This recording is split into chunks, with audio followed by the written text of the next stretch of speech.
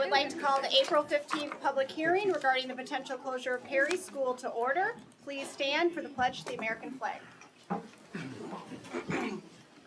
I pledge allegiance to the flag of the United States of America and to the republic for which it stands, one nation, under God, indivisible, with liberty and justice for all. Roll call, please. Mrs. Brenner. Here. Mr. Bucher. Here. Mr. Herrera. Here. Mrs. Haut. Here. Ms. Maybell. Here. Mrs. Whitcomb. Here. And Mr. Zickert. Here. Before we start the public hearing of the board, as a reminder, all board members are expected to follow our approved meeting norms and board protocols as follows. I, as the board president, will preside over the meeting, and we, as a board, will adhere to board policies, board processes, and board procedures.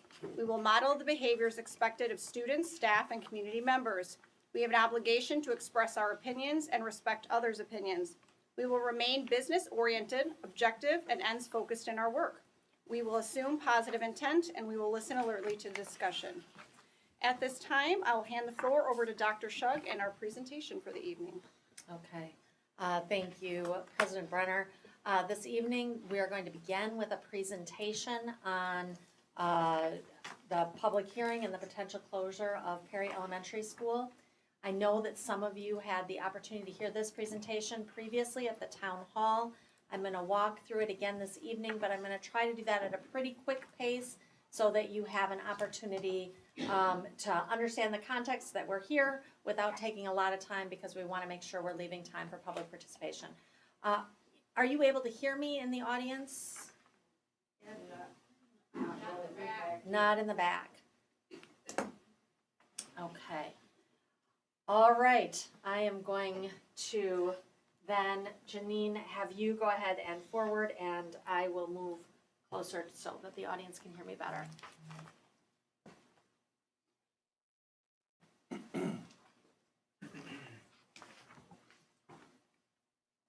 you. All right, our objective tonight is we're seeking direction for Perry Elementary School as a component of the District 100's overall master facilities plan. And tonight, that really is about you sharing with us what your feedback is to the board. Our agenda is a brief one. It is this presentation followed by your opportunity for public comment.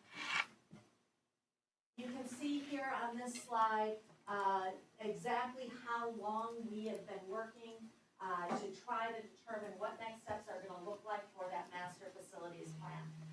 So in January of 2023 is when we really began this work. You can see most recently a lot of the work has started to come to fruition with our facilities assessment completed in October, followed by our demographic study, which was completed shortly thereafter. And now our overall long-range facilities master plan that we are looking for direction on what those next steps look like. All of this work is grounded in the strategic plan, which we are really using to guide us through this process. And here we've just highlighted where it is that some of the vision for the overall master facilities plan comes from. And on this slide, you can see what is projected over the next 5 to 10 years in terms of our demographics. You can see that overall we're anticipating a resident student population to decrease by 1%. Our elementaries there, you can see overall 6 to 9% decrease with Perry at a 5.4% increase. And both middle schools will increase in students over the next 5 years, followed by a reduction. We all know there's a whole lot of things happening in our community right now that may have an impact on that overall demographic study. It is for that reason that we'll be looking at this again next year and again the following year. We know that it's really important as we're doing our future planning to be thinking about what it is that the future is going to look like here in Belvedere. It's always very hard to predict, especially when you get to that 10-year point where the kids aren't even born yet. It really is based on a number of factors that are outside of our control. Because we're here tonight to talk about Perry Elementary, we have 260 students who live in that Perry Elementary School attendance area. Currently, we have 162 of those students that attend Perry, and 98 students from the Perry attendance area that attend other schools for a variety of reasons. We also have 32 students who are choosing to attend Perry from outside that attendance area. Right now, we have 194 students attending Perry School. There are some seats right up front here. Don't be shy, come on in. This next slide really breaks out why is it that some students are not attending Perry School. Really dual language is a primary driver of students seeking other schools, although there are some other reasons as well. Just to give you an idea, we had a group of 40 to 50 participants that engaged in our workshops over the course of this past year to really engage that master facilities plan process. You can see a variety of people participating in each one and providing feedback in between as well. This group came up with this vision statement that really was meant to guide the work. You can see those bolded words in here: pride and belonging, safe and supportive, innovative, collaborative, community, open, flexible, and technology-enhanced spaces, extend within and beyond the school walls, color, space, nature, engagement, and our moments of joy. I think we can all agree that that is a vision that we would certainly like to see come to fruition here in our school district. Next, you see here basically the colors that they utilize to determine if each one of our sites have the components of that vision, okay? And this is really, I mean, it's important to note, it's really looking at the spaces in the buildings. It's not looking at the quality of education, the staff, the families. It's looking at what do the spaces in the buildings provide. Across the board, we're looking at how our facilities can support that vision, and one of the critical ones is those safe and supportive learning environments, and that's getting safer and more secure entrances at all of our sites. At our town hall meeting, our board restated the importance and commitment to that as a #1 priority. Another thing we would like to provide more of are collaborative spaces in our buildings, collaborative spaces for our students, and collaborative spaces for our staff. Really to make our schools feel like warm and welcoming places for everyone to participate. You can see then here this SOLSA chart, as they have called it, looking at the different gradations of colors. And again, here you can see how those are broken out across sites. And specifically as we look at Perry, the question I've been getting a lot of, the original building was constructed in 1897 with additions in 1954 and 1957, 26,500 square feet. Certainly a building that has withstood the test of time. So I don't think there's doubt in anybody's mind on the board or likely here in this room that we need to do some things to address the building needs at Perry or make a decision not to continue to keep Perry open. And I really believe that that's going to be an important discussion and decision that's going to need to be made. In that facility assessment, we are anticipating approximately $4.4 million in costs to get really at that baseline for Perry School, okay? So that's getting your secure entrance, 2 elevators for accessibility, a roof replacement, your whole building water softening and water pipe replacement, hot water to the boys' restrooms, added vent systems. Why are those costs so much at Perry? For a number of reasons, but do you want to elaborate just a little bit on that? Sure, based on the age of the building, there's not a lot of infrastructure that we can work within. These are solid masonry buildings, there's not chases anywhere. We're gonna have to work above ceiling, we're gonna have to open up old walls, we don't know what we're gonna find.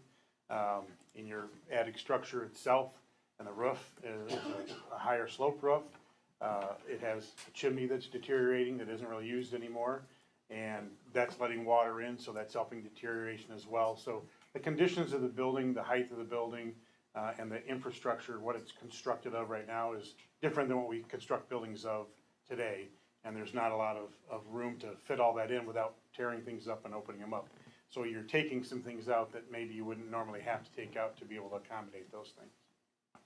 And then meeting the vision, which is really getting at what I just talked about, really making those spaces warm and welcoming for our students. That's gonna cost an additional 3.1 or 6 to 6.7 million. That's an enhanced secure entrance. So for example, instead of just securing that initial entrance, having the offices in a location where you would actually have to enter through that. Accessibility throughout, so you wouldn't have to move from one side of the building to the other side of the building to get to an elevator. Upgrading those restrooms, and again, collaborative and specialist spaces. If all of those things are done, is this still gonna look like the rest of the schools in the district? We're still not gonna be able to do some things in Perry. There are some restrictions and limits on what we can do at Perry because of the size site, of the size of the building, and because of, because of the size of the site, because of the size of the building.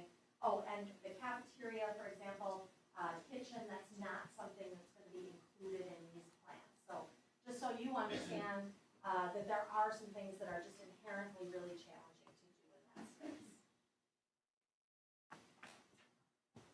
There are several factors to consider at the elementary level as we look at our elementary scenario. So all of our elementaries are here, our pre-K. Last time we talked a lot about a clinic and the Everest program. The board has really talked about not having a welcome center moving forward, so that's something that probably comes off of that plan. Updated clinic, maybe looking at it in a different way. However, those are all moving pieces that could be addressed in our master facilities plan. The team really built 3 scenarios. The first is this enhanced status quo, which is really doing just, again, those baseline things that need to happen in those spaces, okay? With some items being addressed, but more or less, this is doing all the work that needs to be done to make our buildings what they need to look like over the next 10 years. The next is scenario B. Here we are looking at meeting the vision, okay? So making some additional changes that will help to meet that vision. And in this scenario, you can see that Perry School stays open. And then in scenario A, here we are again meeting the vision. And I should have mentioned in the previous one, we're looking at a new pre-K center as a component of that. And this has Perry School offline, okay? So we then engaged our this master facilities plan team in discussion of these scenarios, and they voted essentially for what it is that they found to be the most preferred scenario. Of those scenarios, scenario A was the most preferred by the groups that were there. Then we asked for individual votes of people who participated so that we were sure we were getting as accurate a representation of people in the room as possible. And that's on the next slide there. And there again, you can see that scenario A has the most support of those scenarios that were presented. So that is the big picture view. Now, as we talk about actually Perry School, there's been a lot of questions about what would it look like if Perry School were to close. Go ahead to that next slide, and I want to provide you some of that information. The first bullet on here is we would seek board input on next steps.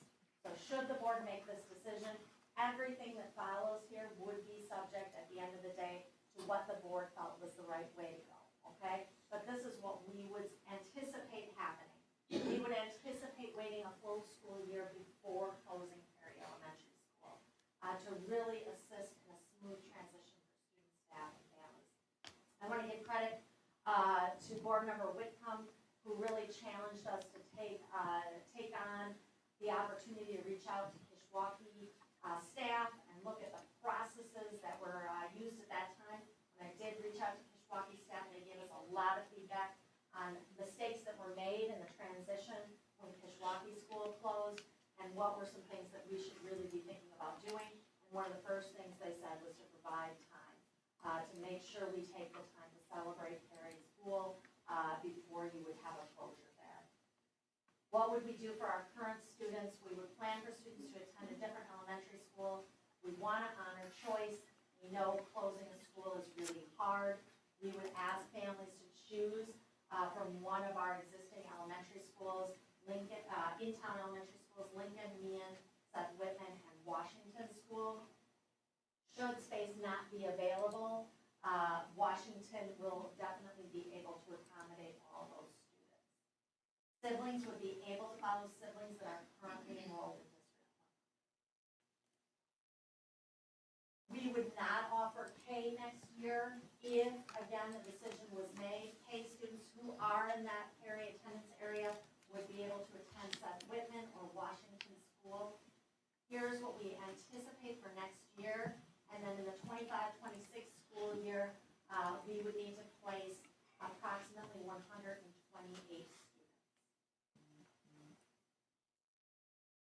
After that initial placement, the board would need to take a look at boundaries and decide what it was that would happen in that Perry attendance zone moving forward. We would utilize our demographic study to assist with that. They plotted out where all the homes are in the Perry attendance area and would really look at what makes the most sense moving forward for those students. Staff. All current staff would be retained in the district. We are not losing students. We anticipate needing our staff, and we would make sure there was a plan for the staff. No staff would be expected to take a reduction in pay, and we would work with the board on process, but we would place all Perry staff prior to any internal or external hiring. That includes all positions, 33 positions in total, certified and non-certified staff. We would, another big question that keeps coming up is, what happens to this Perry site? Likely, we would be looking at selling the property because of the costs that are needed to update that facility. We are not interested in having Perry deteriorate, become blight in the community. We really want to work to partner to ensure that the future of Perry is either preserved or that we utilize other options to, for example, work through green space or other things for that site. At the last meeting, we tried to add a few things to help address some of the concerns that came up at the last meeting at the town hall. One of them was maintenance. What's happening with Perry School in terms of maintenance? This is a really fair question. There is no doubt that Perry has a great deal of deferred maintenance and a great deal of challenges that need to be addressed. From April 2023 through April 2024, you can see that there have been investments in Perry's maintenance at about the rate as our other schools, higher than some, lower than others. Some of those repairs are listed here.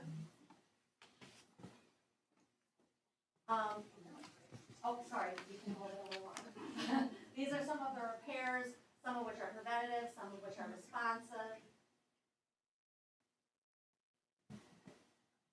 And we will post all these slides, so you will have all these slides. And then questions about Perry's roof. According to the district facility needs assessment, Perry's roof is recommended to be replaced in the 1 to 4 year range. We have addressed other roof replacement based on the severity of roof leaks, repairing at a lower cost versus full replacement, and advice from Larson and Darby and Tremco, which led to a roof repair at Central Middle School last October, North and Lincoln this past summer. It's very relevant to also say, with the future of Perry uncertain, large investments in Perry, we do want to make sure we know what the future is going to be. And again, I'm going to come back to, we have to decide, are we going to invest or are we going to close Perry? But a decision cannot be made to continue in the status quo situation that it is. All right, to our next steps, which is gonna be the 3 upcoming public hearing dates. And then the board will make a determination in terms of what pathway they want to pursue moving forward. I'm gonna turn it over to public comment, and again, this will be posted for you in Board Docs, so you will have access to all of these slides. We decide there's going to be daycare at the one at Perry School. We can do that, yes, they has reminded me of that, yes. Thank you. Will somebody write that down? I got it. Thank you very much. All right, I'm gonna turn it over for public comments. Okay, at this time, members of the public and employees of District 100 may make public comments. As a reminder, any person appearing before the board is expected to address the board only at the appropriate time and follow the directives of the board president to maintain order and decorum. Identify oneself, limit your comments to 3 minutes, and conduct oneself with respect and civility towards others, and otherwise abide by board policy 8:30, visitors to and conduct on school property. First this evening, we have Michael Scott, if you'd like to come forward at this time.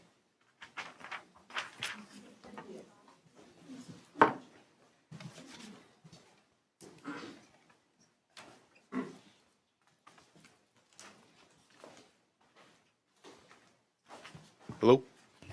Do I need this?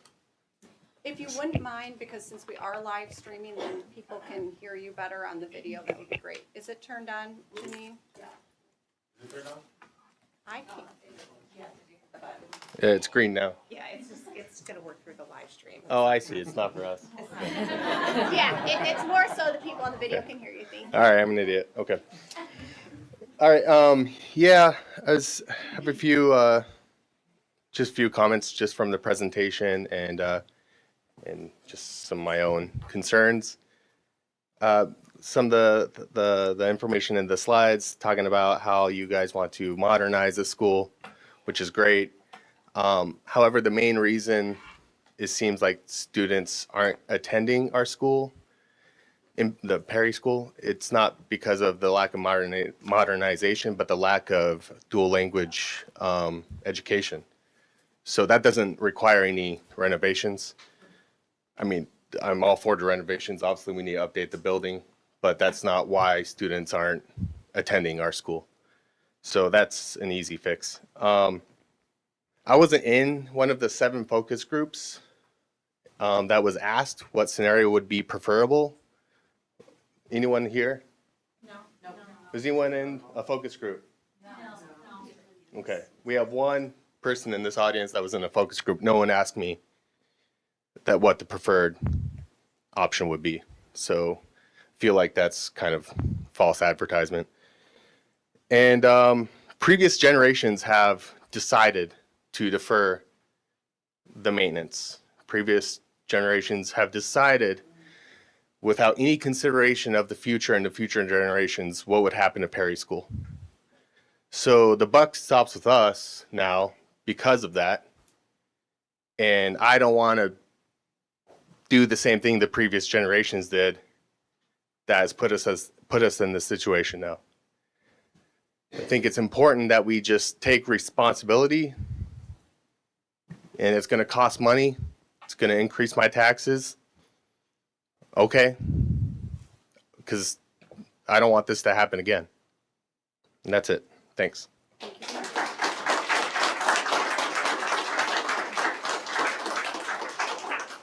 Next, we have Mike Speak. Hello, I'm Mike Speak. My daughter attends Perry Elementary School. Forgive me if it ever seems that I'm rambling or if it ever seems disconnected. I wasn't intending to do a 3-minute filibuster. I was more intending to ask some questions, so I will do my best to phrase them as answers instead. At the last meeting that we had, I keep hearing about the demographic study that was completed. It shows a flat curve of Belvedere population growth. I disagree. I disagree quite a bit. So does Representative Darren LaHood. He came to Belvedere in January of this year. He has a proposed bill giving tax breaks for economic development. And if this goes through, we could see tremendous growth. This is not to mention all of the factories that are opening, Stellantis, the battery plant, Walmart distribution center, just to name a few. How many jobs does that add? 3, 4, 5,000? I couldn't tell you for sure. But what I can tell you is that our school has very limited opportunity for residential growth. That said, if you displace all of us, what are classroom sizes going to look like? What are classroom sizes going to look like when we need to build a whole new school because we didn't account for the 3, 4, 5,000 jobs coming to Belvedere? How many people does that mean? How many extra children does that mean coming to our schools? And we're going to abandon Perry? It seems, forgive me, that's one of those moments of disconnect here. We were also given limited information as to how much is it going to take to repair the school versus how much is it going to take to build a school from the ground up. How long is it going to take to build a school from the ground up? How long will our kids suffer with heightened class sizes? And where are you going to put those teachers? We don't have an answer. I love hearing that we are going to have all of our teachers. That is phenomenal. How? I wish we had an answer for that. And I also see that we're being given an opportunity to pick amongst our favorite schools. Well, I can tell you that how many of us are pretty well connected, tight knit in our community. My daughter's going to want to go where her friends go. Those friends are going to want to go where those friends go. You're going to fill up on single schools at a time pretty quickly because we like to stay together. So why not just keep us together? Lastly, I promise this is the end. Our district is a historically economically disadvantaged. That said, I would love to hear about a bus plan about how much it's going to cost to ship our kids to other schools. Will the bus lines be able to tell who's going where? And this isn't a temporary solution. This is a forever solution if you break us up. Thank you for your time. Thank you, and if you like, if you have further questions, feel free to email the board directly or Dr. Shug if they were ones that you were looking for answers for tonight, okay? Thank you. Thank you. Do I have another? Oh, thank you. Okay, next up, I have Misty Coriel.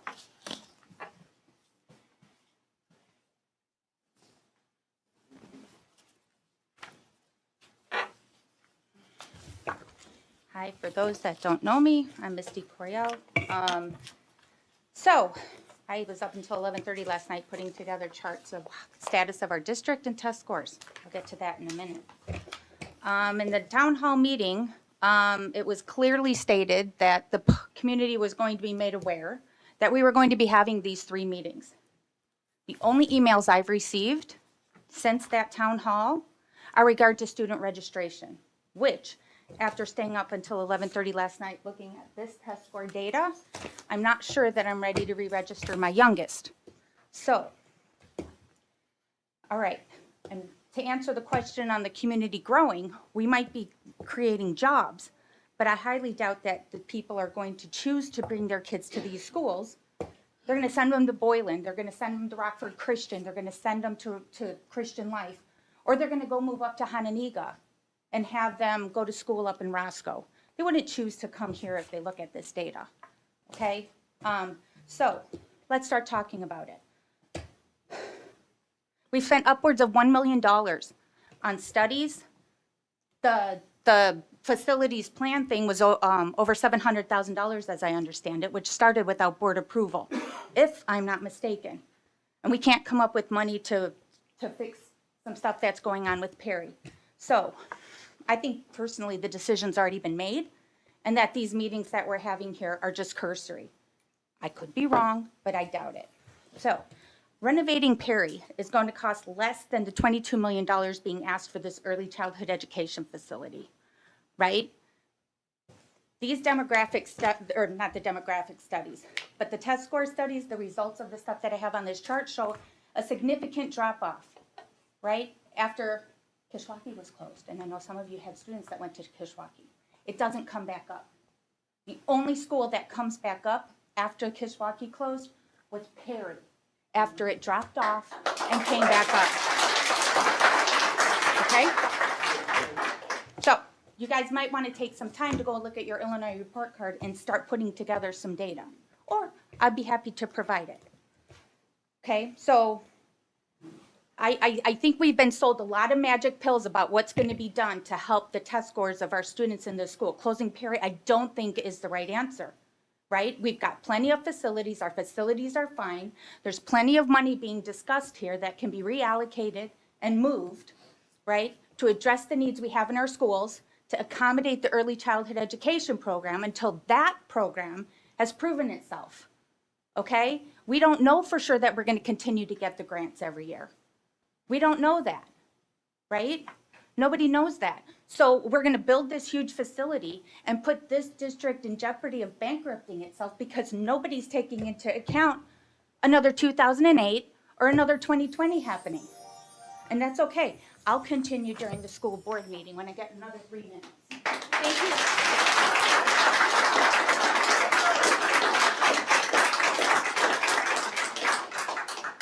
Katie Hornbeck.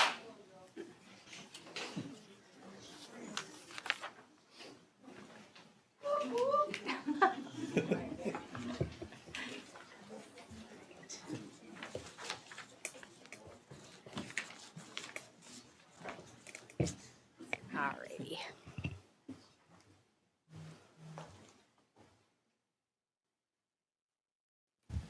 Am I okay to start? She's Okay. waiting. We'll wait for You, me? All right, good evening. As the principal of Perry Elementary, I'm here tonight with a deep reverence for our school's rich history and undeniable charm. Perry isn't just a building. It's a cornerstone of our community, a place where generations of families have received their education and made lifelong connections, and it's where I, like so many others, found my roots. I want to paint a picture of the future I envision for Perry, a future where our school stands as a living testament to our heritage, a hub of innovative education. Picture walking through its halls where you'd be greeted by artifacts and stories that trace the rich history of the building and town, stories that have been passed down through generations of families, where data-driven decision-making is the norm and creative solutions are born from a collective commitment to excellence.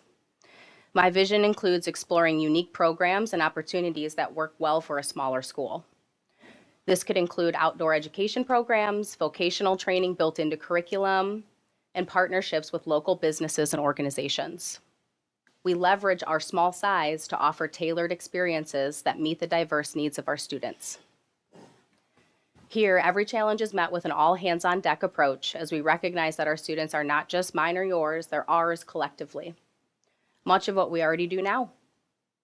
It's not just about preserving bricks and mortar, it's about honoring the legacy of those who came before us and celebrating the unique identity of our community.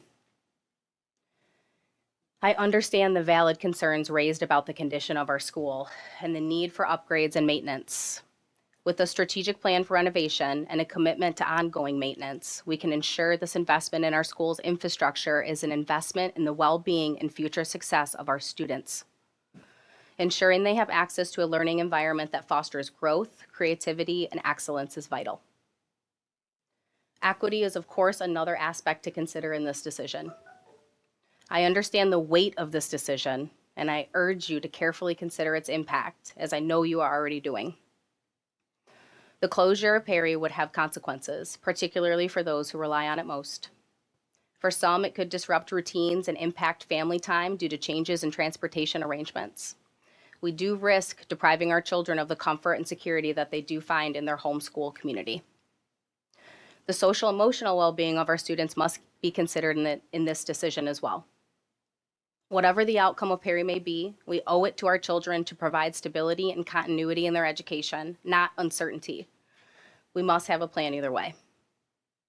I recognize the need to weigh this decision carefully, balancing sentiment with fiscal responsibility and so much more. Some factors in this decision may not have a tangible measure, making your task even more challenging. Closing Perry would not just be closing a school, it would be closing a chapter of our history, a chapter that deserves to be preserved and cherished for another 125 years and beyond. Thank you.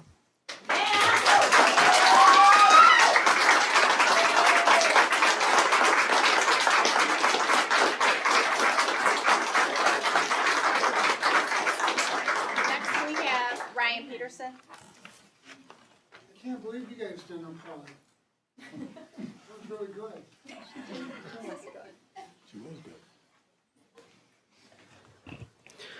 Ryan Peterson, 26 years in the district, a teacher at Perry Elementary School, and the BEA rep. If the decision hasn't been yet made to close Perry, why are parents being sent a survey this week that asks them to identify the top 4 schools they would want their child to attend? It seems to send mixed messages to parents, like the decision to close Perry has already been made before the 3 public meetings have been held. Thank you.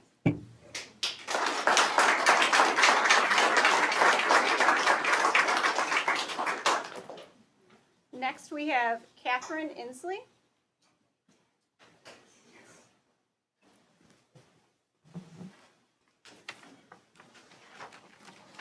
Hi there. I definitely didn't think I was going to speak today, but I grew up in Belvedere. I actually went to Kishwaukee, and I graduated from Belvedere High School. I have 2 little boys and 2 stepdaughters. And I never even thought about school with everything going on after the pandemic. I really thought about homeschooling, and I just happen to live in the boundaries of Perry. So me and my son get to walk to school every day, and I've built a family there. And so I really don't have a lot of questions or points of blame or anything, but I just wanted you guys to know I'm a pair of hands that would love to do something to fix something if we can. I've built something with these people, and my kids have built something with them, and it's one of the oldest things I have from living in Belvedere. So if there was anything that anybody could do, I don't know what happened yesterday. I'm not really involved in the meetings, but I'm trying to pay attention now. But I know some people who would love to do anything if we could. So, thank you.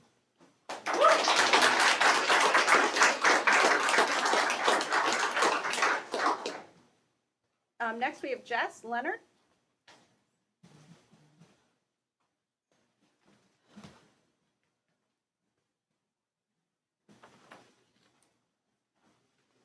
Hi, my son goes to Perry. We were zoned for Washington.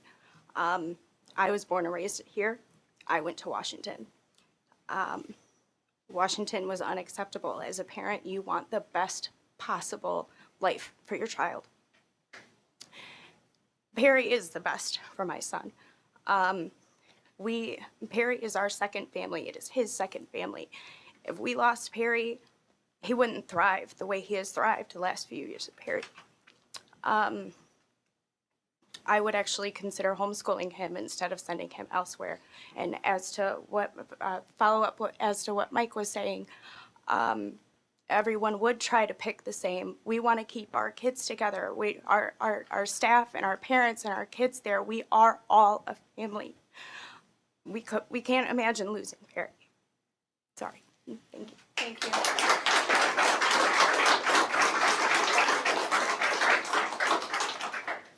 If there's anybody else at this time that would like to address the board, feel free to come forward and say your name prior to doing so.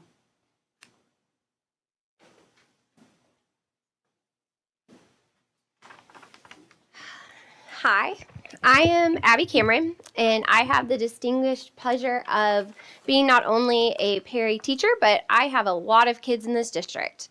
I have been on numerous committees. I am on SIP team. I am a booster member. I do a lot of things. And just to point out, I did not know about any of those meetings taking place, asking about what our thoughts were or the strategic plan.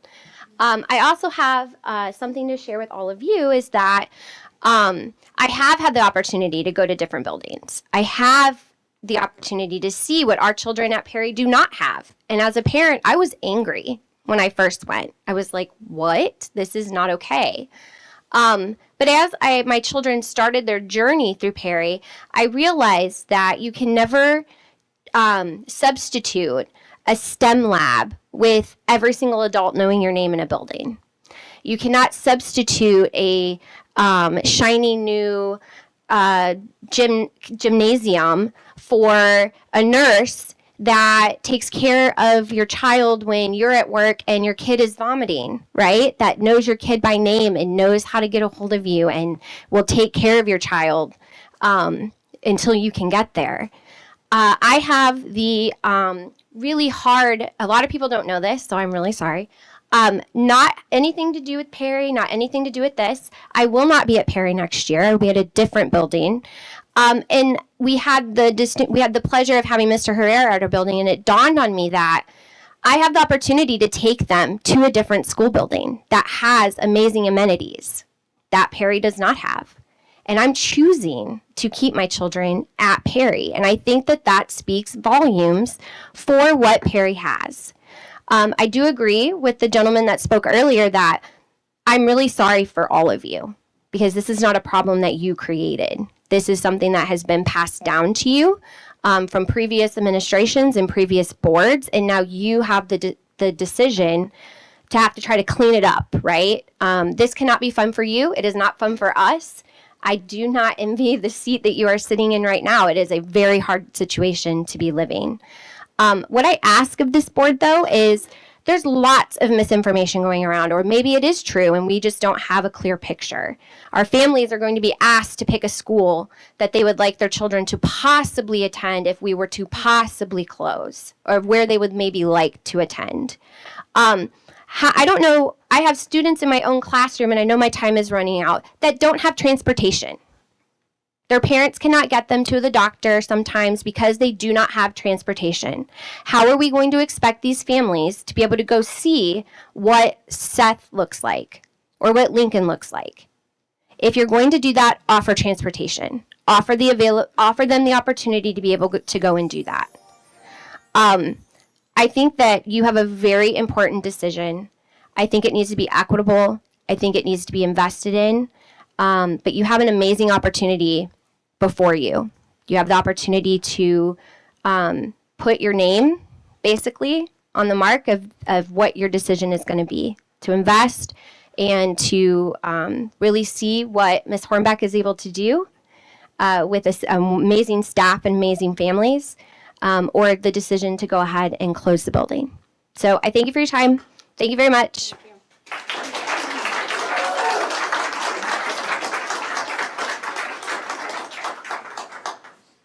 Hi, I'm Megan Speak, and I wasn't going to get up and talk tonight, but it occurred to me while you were speaking just now that I'm a Perry parent, and I've never even once considered even caring about what the other elementary schools look like, because my daughter and my family are so happy every day.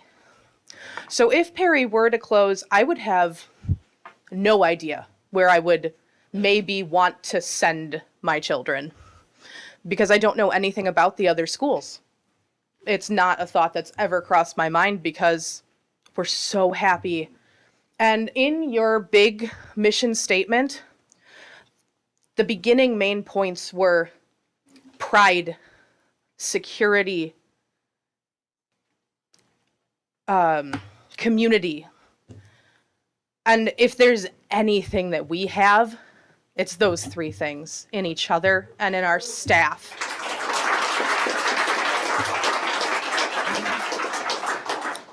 And like my husband was saying, all of our kids are going to want to stay together and go to the same schools. And I am incredibly concerned about class sizes after a school closing.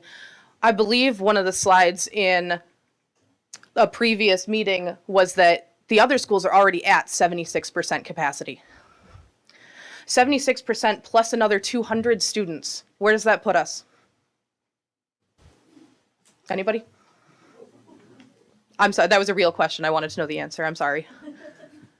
But if you've got one teacher to 30, 35 kids, who's getting individualized help?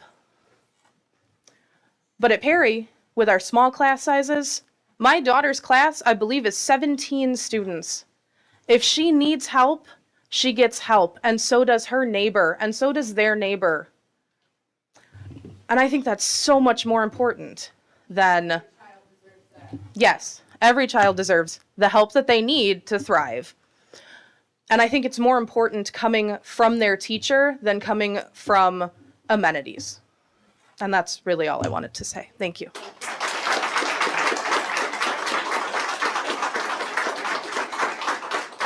If there is anyone further, please approach the podium at this time, state your name. Okay. My name's Mariah Patty. I spoke and asked some questions last time. I am not from Belvedere. I'm from Washington State. My husband is from Belvedere, and when I moved out here in 2014, my mother-in-law is also a bus driver. When I moved out here in 2014, she talked really highly about Kishwaukee School. It was one of the best neighborhood schools, and oh my gosh, if we can get her there.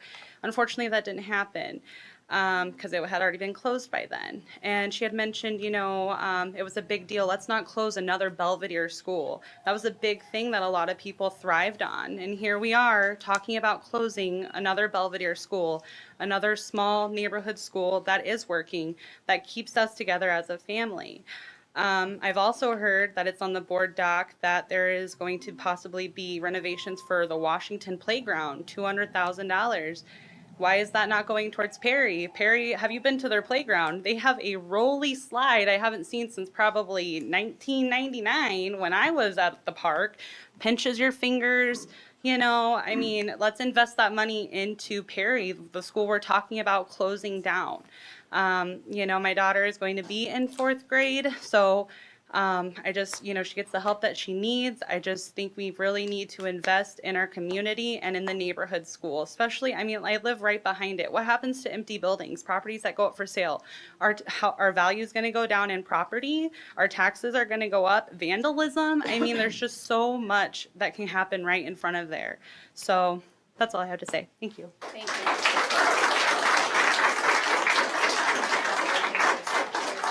If there is anyone further, if you would approach the board at this time, state your name.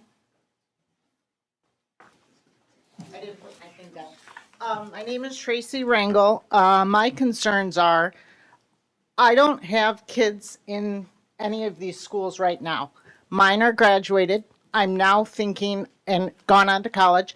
My concern is for my grandchildren. I have one that will potentially be at Seth and then move on to Central or whatever the path is. My concern is, I get that Perry is a small hometown school and everybody wants that. My girls, two of them attended Caledonia and had a great experience. One had a horrible experience, so we took the initiative and moved her to Lincoln. I did not see any difference in the amenities. What I saw the difference was the teachers that care. So it doesn't matter how pretty your school is or how ancient or how new, you have to have the heart of the students and the parents and all of the community backing you. So it doesn't matter if we put $2 million into Perry and $1 million into Lincoln, it's money well spent. Keep your kids in your community and quit busing them all over town.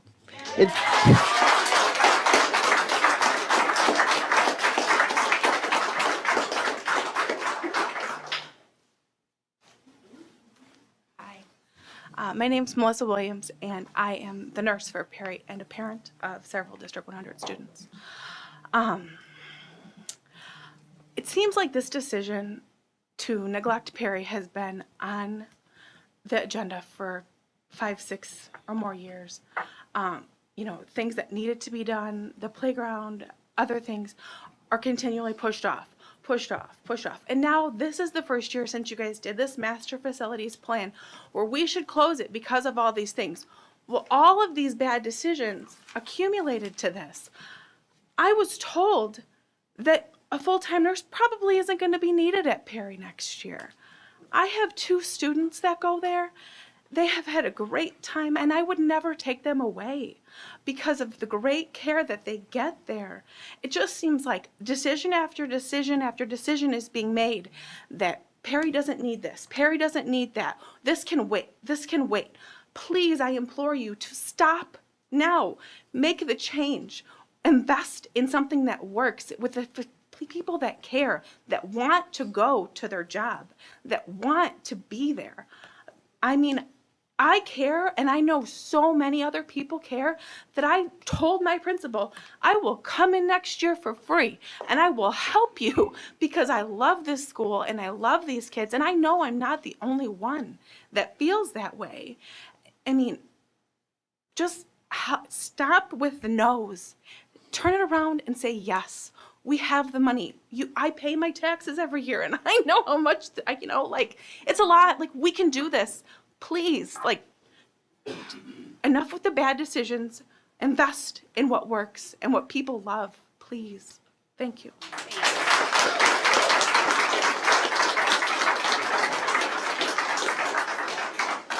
If there's any further members of the audience, if you would approach the podium at this time, and again, state your name.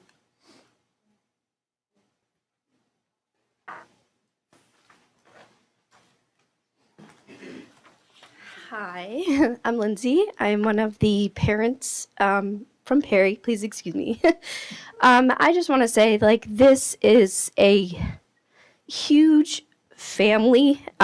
Every one of these teachers are freaking amazing. They're excellent. Each one of them have really gone out of their way to help my children. Miss Cameron has gone out of her way to be an amazing teacher. All of these parents, I can tell you, almost all of them, we are all very close friends. We do lots of things in the community with our children. And I really want this school to stay open. You know, I had the option of letting my kids go to Washington or Perry, and I chose Perry. And it has done so many good things for my children. Sorry, I'm so nervous.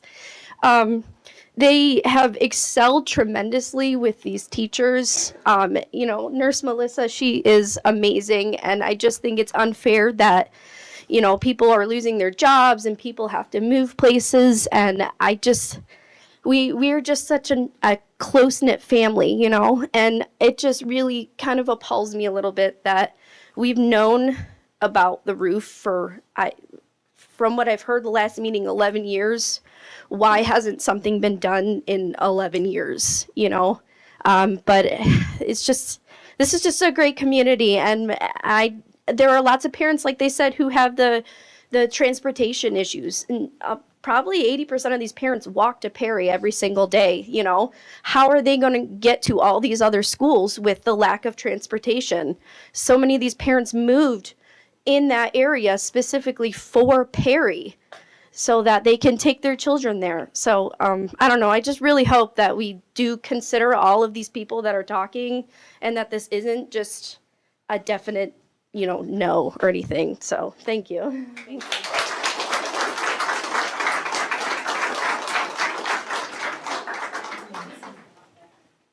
Anyone further that would wish to approach the board, please come forward at this time.